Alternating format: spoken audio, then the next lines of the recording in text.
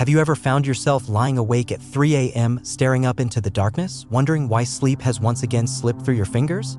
There's no loud noise, no sudden disturbance, just a strange stillness, a quiet awareness that your mind is wide awake while the world around you sleeps. It can feel disorienting, even frustrating, especially if it's happening more frequently as the years go by. But here's something important to know: waking up during the early hours of the morning, especially around 3 a.m., isn't just random. It's not just a fluke or a flaw in your habits. In fact, there are deeply rooted reasons behind it, and understanding them might bring a surprising sense of peace. In this video, we're going to unpack 5 key reasons why you may be waking up at this time, particularly as you get older. These insights come not just from sleep science, but also from an understanding of how your body, your mind, and your emotional landscape shift as you age. Each reason is like a clue, revealing something important about what your system is trying to tell you. And no, this isn't just another generic list of sleep tips. You won't hear tired advice like, just go to bed earlier or cut back on caffeine. This goes deeper. Because behind every pattern in your body, especially one as consistent as this, there's often a deeper need trying to express itself. What if, instead of seeing this 3 a.m. awakening as a nuisance, you saw it as a quiet invitation to listen more closely to your body, your emotions, and your evolving inner world? So let's start at the beginning with something very physical, something that most people don't realize shifts dramatically as they age. 1. Your melatonin levels are naturally declining. Melatonin is the hormone that helps regulate your sleep-wake cycle, and your body normally releases it as evening approaches, gradually preparing you for rest. Think of it like a natural dimmer switch, signaling to your body that it's time to wind down. But here's the catch: melatonin levels don't stay the same throughout your life. As you get older, your body produces less of it, and that reduction can make it more difficult to stay asleep, even if you fall asleep without any trouble. In fact, one of the most common age-related changes in sleep is something called sleep maintenance insomnia, which is just a clinical way of saying you wake up in the middle of the night and can't get back to sleep. And while that might sound like a medical issue, it's often just your body adapting to this lower baseline of melatonin. Imagine your body as a candle. In your younger years, the flame burns steady and strong through the night. But with age, that flame flickers a bit earlier. It's not going out, it's just dimming a little sooner. That's what's happening when melatonin begins to taper off in the early morning hours, often around 3 a.m. Your brain registers that gentle drop, and suddenly you find yourself awake, not necessarily because of stress or worry, but because your internal clock is gently nudging you back to wakefulness. Of course, the environment you sleep in can amplify this effect. Even tiny amounts of light, like the glow from a phone charger, a digital clock, or headlights sweeping past your window, can further suppress melatonin. As you age, your eyes become more sensitive to these light cues. What you might have slept through in your 30s or 40s now has a stronger effect. There's nothing wrong with you. Your body is adapting, as it always does. And sometimes, just understanding this shift, knowing it's normal, not a personal failure, can release some of the tension you might feel lying awake in those quiet hours. 2. Your sleep cycles have changed, and that's okay. Let's talk about another biological reality: the architecture of your sleep transforms over time. When you're younger, your night is built of long, deep sleep cycles, phases where your brain is offline, your body is repairing, and everything resets. But as the years pass, those cycles shorten and become lighter. You spend less time in deep sleep and more time in lighter stages where you're more easily stirred. That 3 a.m. window? It often coincides with the end of one of these cycles. And without the same depth of sleep holding you there, your body naturally rises to the surface. It doesn't mean your sleep is broken, it means your rhythm is shifting. And the irony is, this is part of how your body takes care of you now. Lighter sleep isn't worse, it's just different. In fact, it may allow you to become more attuned to your body's needs in ways you never were before. This might explain why you wake up to use the bathroom, or why a creaking floorboard or passing car suddenly seems louder than ever. Your sleep is more sensitive because your nervous system is adapting. It's not as protected by deep sleep layers as it once was. And yet, this sensitivity can become a kind of superpower if you learn how to respond to it with gentleness instead of frustration. There's also a powerful emotional component here. As you become more aware of these shifts, you might start to question what else your body is trying to say.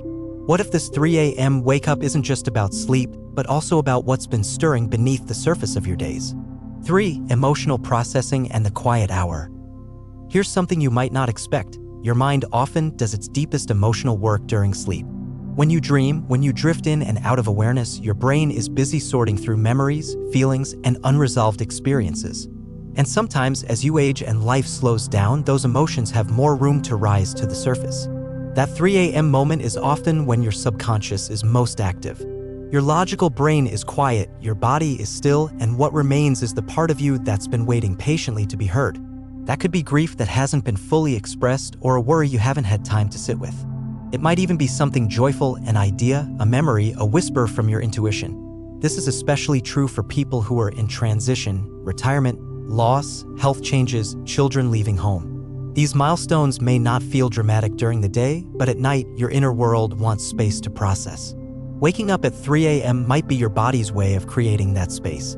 For some people, this becomes a sacred time. Instead of fighting to fall back asleep, they journal, pray, meditate, or simply listen. It becomes less about getting more sleep and more about receiving what their soul might be asking for in the quiet. One woman in her 60s shared that she began to see her 3 a.m. wake-ups as a kind of appointment with herself. She'd light a candle, sip water, and sit quietly for a few minutes. Sometimes she'd write down whatever came to mind. Over time, it stopped feeling like an inconvenience. It started to feel like a gift, a moment of peace and connection she didn't get during the busyness of the day. 4. The role of cortisol and your inner alarm clock. Now let's talk about cortisol. Most people think of cortisol as the stress hormone, and while that's partly true, it's also a natural part of your daily rhythm. Cortisol plays a major role in waking you up in the morning. In fact, its levels start to rise a few hours before you naturally wake, gradually increasing your alertness. But here's the twist: as you get older, your cortisol rhythm can shift, becoming a bit irregular or peaking earlier than it used to. For some, this rise starts around, you guessed it, 3 a.m. It's like your internal alarm clock goes off too early. You're not stressed necessarily. Your body just thinks it's time to start the day. And because you're in a lighter stage of sleep at that point, it's easy for that small bump in cortisol to nudge you into full consciousness. This early cortisol surge might not always feel like nervous energy. Sometimes it just shows up as a quiet wakefulness, a gentle awareness. But other times it can come with a more anxious edge. Your mind starts wandering, rehearsing conversations, replaying worries, building lists. If you've ever thought, why am I suddenly thinking about that thing from 6 years ago right now? You're not alone. That's cortisol in action. The key here isn't to fight the wakefulness, but to soften around it. If your body is rising with the early tide of cortisol, what can you do to stay grounded? Can you place a hand on your chest? Breathe deeply and remind your system, it's okay, I'm safe, I can rest a little longer? This gentle approach teaches your nervous system that even if it wakes, it doesn't need to leap into alert mode. Over time, that retrains your body to relax back into sleep instead of launching into morning mode too early. 5. Spiritual awakening or something deeper. Now, here's something that might not be part of your average sleep discussion, but it's something many people feel deep down, especially during certain seasons of life. There's a reason 3 a.m. has been called the spiritual hour or the hour of the soul in different traditions. Across cultures and centuries, that time, just before dawn, has been seen as a sacred threshold. A moment when the veil between the conscious and subconscious, between the physical and the spiritual, is thinnest. And maybe that's not just poetic. Maybe there's something to it. As you age, your sense of time begins to change. You become more aware of how precious each day is. The distractions of earlier life, the striving, the busyness start to fall away. And often, in the quiet of the night, something deeper starts to emerge. Questions you didn't ask before, a sense of presence you hadn't noticed, a pull toward meaning that you might not have felt in your 30s or 40s. Waking up at 3 a.m. can be part of that unfolding. A kind of inner call not to do more, but to listen more. What if your soul is waking you up for a reason? Not to scare you, not to keep you from rest, but to offer you something. A moment of stillness, of clarity, of connection with something beyond your everyday self. You don't have to be religious to feel this. It could simply be a sense that you're more open during this time, that your heart is a little closer to the surface, that your mind is less distracted, more curious. And maybe that's the real invitation, not to force sleep to happen, but to allow meaning to surface. So what can you do when you wake up at 3 a.m.? Now that you understand what might be causing these early awakenings, let's shift into what you can do about them, not in a controlling way, but in a gentle, curious, self-supporting way. Here are a few practices that can help. 1. Stop fighting the wakefulness.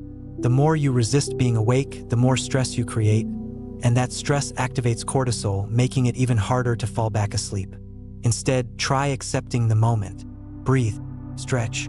Even just lying there and allowing your mind to wander gently can be restful in its own way. 2. Try a gentle grounding practice. Place one hand on your chest and the other on your belly. Breathe slowly, feeling the rise and fall.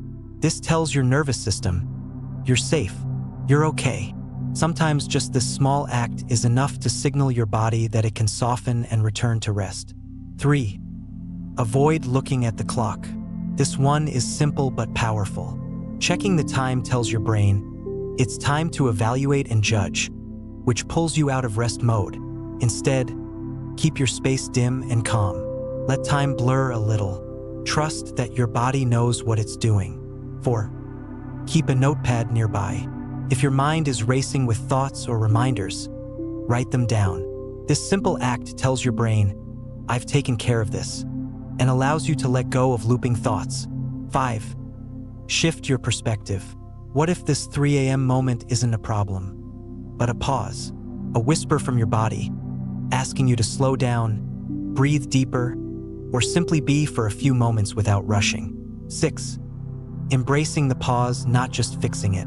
Sometimes we get so caught up in the idea of fixing our sleep that we miss what our bodies, and perhaps our hearts, are trying to say. Waking up at 3 a.m. doesn't always mean something's wrong. Sometimes it's just that your internal tides are shifting. You're entering a new rhythm of life, one that asks for gentler attention, not stricter control. What if, instead of trying to fix your night, you chose to honor it? That means being kind to yourself in these hours.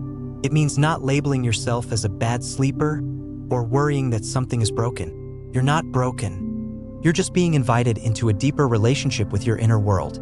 That might sound abstract, but it's deeply real. Your body carries wisdom. It remembers. It adapts. And it's always trying to take care of you even when it doesn't feel that way. So let's reframe 3 a.m. not as a disturbance, but as a doorway. A doorway into knowing yourself more fully. A doorway into presence.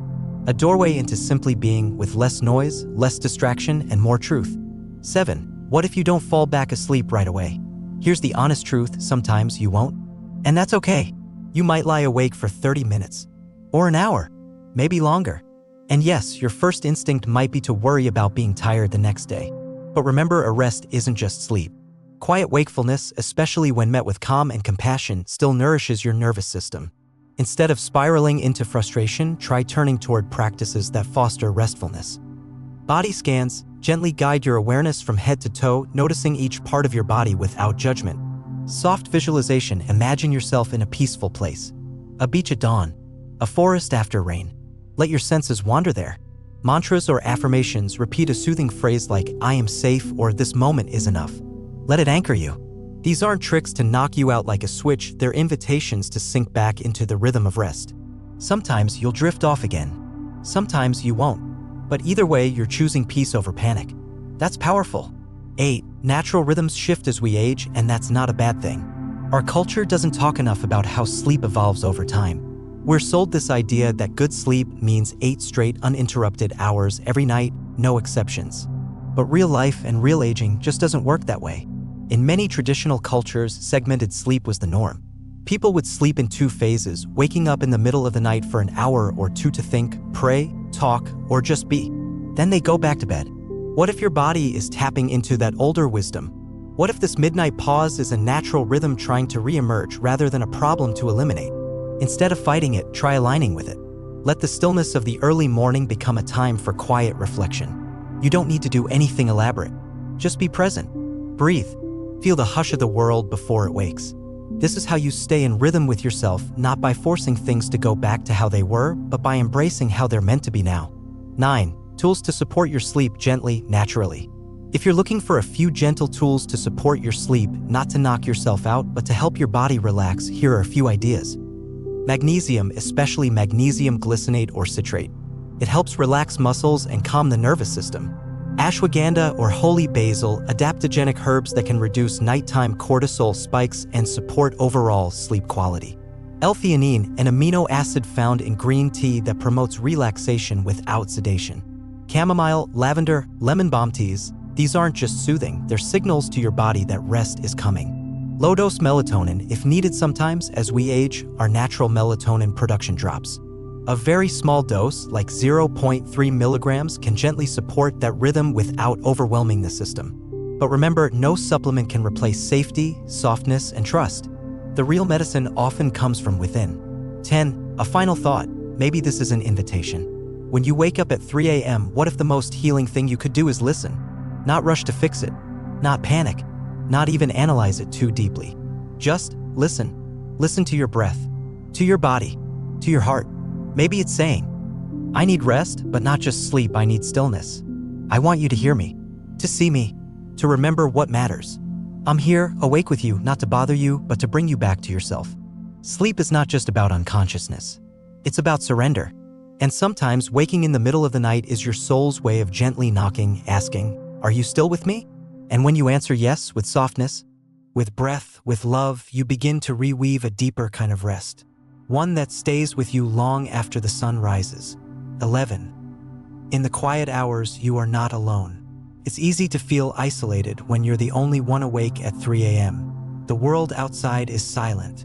The lights are off. Everyone else seems wrapped in the comfort of uninterrupted sleep.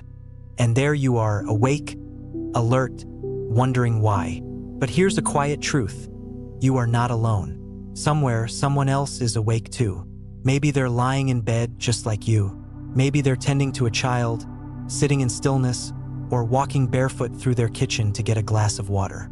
They're breathing. They're human, just like you. You are part of a constellation of people gently blinking open their eyes in the darkness, hearts beating in the hush of night. There's a strange kind of comfort in knowing that, like a soft thread connecting you to the world, even when it feels like you've slipped outside its rhythm. So if you find yourself awake again tonight, maybe you could whisper to yourself, somewhere, someone else is awake too. I'm part of the quiet. I belong. 12. Making peace with the mystery. Not every sleep disruption has a clear answer. Sometimes your hormones are changing. Sometimes your mind is busy. Sometimes there's no neat explanation. And maybe that's okay. We don't have to solve everything. We can just be with it. Sleep is mysterious. So are dreams. So is the fact that you wake up at the same time every night, as if being gently tapped by something unseen. It doesn't mean you're failing. It might mean you're waking up to more than just your body's needs. What would it feel like to stop resisting the mystery? To allow it to wash over you like a tide, ebbing and flowing, knowing it will come back to shore in time? That's what this is about. Not perfecting your sleep, but softening around it. 13. Building a ritual of return. Eventually, you'll fall asleep again. Maybe in 5 minutes, maybe after a quiet hour. And when you do, let it be an act of returning, not forcing. Return to the comfort of your bed like you'd return to a trusted friend. Return to the breath like it's the rhythm of the ocean. Return to yourself, just as you are, with no need to be different or better or more productive. And when you wake in the morning, don't judge the night. Even if sleep felt scattered or strange, you were still there for yourself. You still chose calm over chaos. You still honored your experience with tenderness. That is a win, a real one. 14. A closing invitation. As we close this journey together, here's one last thing I'd love you to remember. You are not broken. Your sleep is not broken. Your body is not broken. This moment is not broken. It's simply a turning of the page, a new chapter in your relationship with rest. And like all relationships worth keeping, this one asks for patience, presence, and love. So tonight, and every night after, let this be your prayer. I trust my body. I welcome rest in all its forms. I am safe in the dark. I am whole, even when I am awake. Breathe that in. Let it settle somewhere deep. And when you next wake at 3 a.m., maybe you'll smile just a little. Not because you're glad to be awake, but because you remember you're not fighting the night anymore. You're dancing with it,